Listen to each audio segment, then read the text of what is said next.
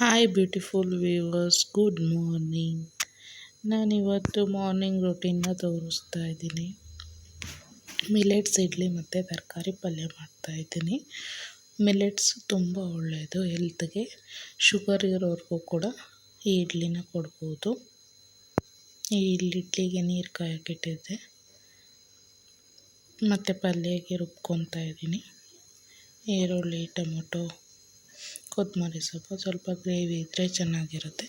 ನಾನಿಲ್ಲಿ ಚಟ್ನಿ ಮಾಡ್ತಾಯಿಲ್ಲ, ಇಡ್ಲಿ ಪಲ್ಯ ಮಾತ್ರ ಮಾಡ್ತಾಯಿರೋದು.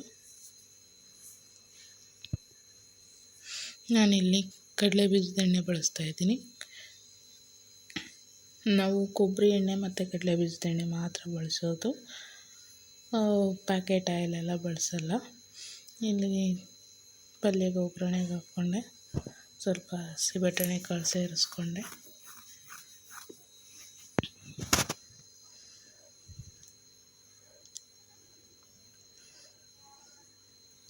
ಇಲ್ಲಿ ನಾನು ಸಬ್ಬಕ್ಕಿ ಸೊಪ್ಪನ್ನ ಇಡ್ಲಿ ಸಾರಿಗೆ ಸೇರಿಸ್ಕೊತಾ ಇದ್ದೀನಿ. ಎಲ್ಲ ನೀಟಾಗಿ ಮಿಕ್ಸ್ ಮಾಡಿಬಿಟ್ಟು ಇಡ್ಲಿಗೆ ಬಿಡ್ತಾಯಿದ್ದೀನಿ.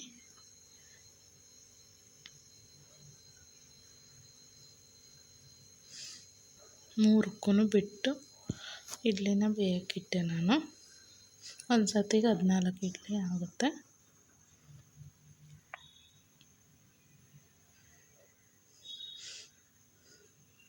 ಈ ಕಡೆ ತರಕಾರಿ ಪಲ್ಯನೂ ರೆಡಿ ಆಯಿತು. ಬೆಳಗ್ಗೆ ಮೆಂತ್ಯ ನೀರು ಕುಡಿತೀವಿ. ಟಿಫನ್ ರೆಡಿ ಆಯಿತು.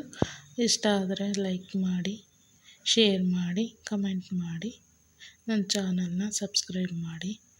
Thank you.